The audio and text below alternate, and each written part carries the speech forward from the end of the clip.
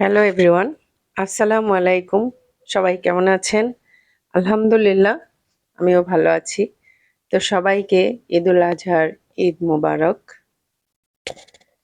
তো সারাদিনের কোরবানির কাজ শেষ করে এখন প্রায় রাতের 12টা বাজে। তো এটা আমি প্রতি বছরই করি। যে মাংসটা থাকে সে মাংসটা থাকে বলতে যেটা সবাইকে দেওয়ার পর যেটা ঘরের জন্য রাখা হয় সেটা আমি যত রাত্রেই হোক সেটা আমি রান্না করে ফেলি।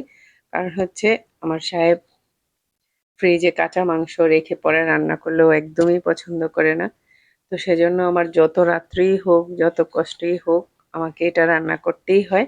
তা আমি এখানে 20 কেজি মাংস একসাথে বসিয়ে দিয়েছি।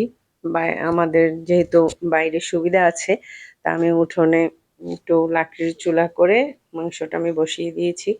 আর আমাকে আমার সাহেব যথেষ্ট পরিমাণে হেল্প করে, না হয় এটা আমার সম্ভব হইতো না।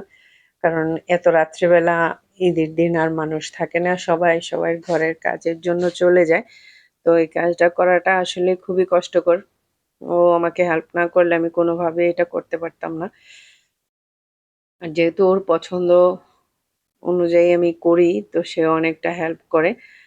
আমি শুধু বসিয়ে দিয়েছি, তারপরে নাড়াচাড়া করে পাতিলটা ও চুলাতে বসানো আর নামানোটাই হচ্ছে একটা বড় মানুষের কাজ, একটা হেভি মানুষের কাজ, যেটা আমরা মহিলারা পারি না।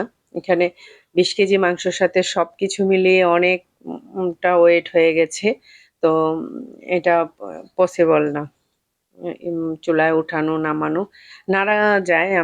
আমার এগুলি অভ্যাস আছে। আমি এগুলি করতে করতে আমার অভ্যাস হয়ে গেছে।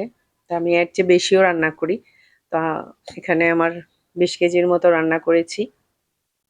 তো এই মাংসটা আমি সারা বছরের জন্য এই ফ্রিজে রেখে দেবো, যতদিনই খেতে পারি, আল্লাহ যতদিন বাঁচায় রাখে। তো আমি এই যে ছোট ছোট ঠান্ডা করেছি মাংসটা, গরম গরম আমি প্যাকেট করি নেই। মাংসটা একদম ফুল ঠান্ডা হয়েছে, রাত্রে আমি রেখে দিয়েছি। সকালের দিকে ভোরে ভোরে আমি মাংসটা এরকম প্যাকেট, ছোট ছোট প্যাকেট করে নিচ্ছি, যেন যখন প্রয়োজন হয় একটা প্যাকেট নামায়া একটু গরম করে নিলেই ব্যাস হয়ে যাবে।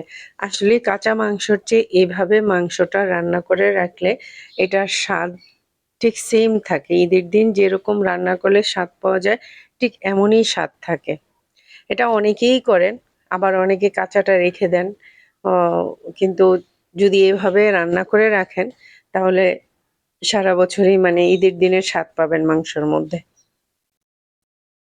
আমার আমি এই পর্যন্ত ঈদের আমার আমি আজকে অনেক বছর ধরে আমি এভাবে রান্না করে করে রেখে দিই। আমি পুরোটা রান্না করতে পারি নাই, যেমন দেখা যাবে যে 2-1 দিনের মধ্যে আমি বাকি মাংসগুলো রান্না করে ফেলবো। এভাবে আমি বক্স করে করে রেখে দিব। তাহলে হয় কি, আমাদের সুবিধাও হয়ে যায়।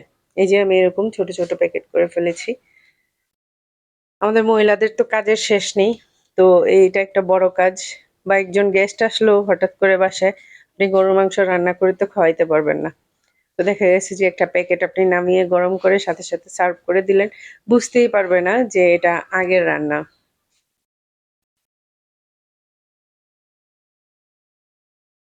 তো এরকম আমি এই ছোট ছোট প্যাকেটগুলো আবার একটা বড় পলিতে নিয়ে, কারণ বড় ফ্রিজের মধ্যে আপনি যদি একটা একটা প্যাকেট ফেলে রাখেন তাহলে আপনি খুঁজেই পাবেন না। তো এরকম ব্যাগের মধ্যে কয়েকটা একসাথে করে করে রাখলে আপনার হিসাব থাকবে যে আমি 3টা প্যাকেট এভাবে রেখেছি বা 2টা ব্যাগ এরকম রেখেছি, তাহলে আপনার নিতেও সুবিধা হবে।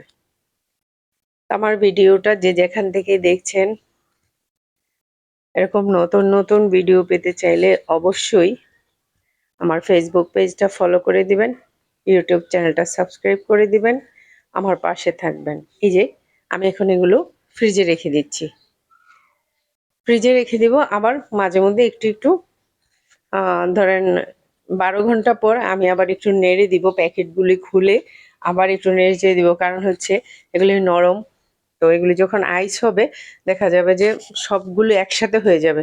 আপনি যখন একটু নেড়ে আবার রাখবেন তখন এগুলো আবার একদম ছাড়া ছাড়া থাকবে। তো সবাই ভালো থাকবেন। আল্লাহ হাফিজ। আসসালামু আলাইকুম।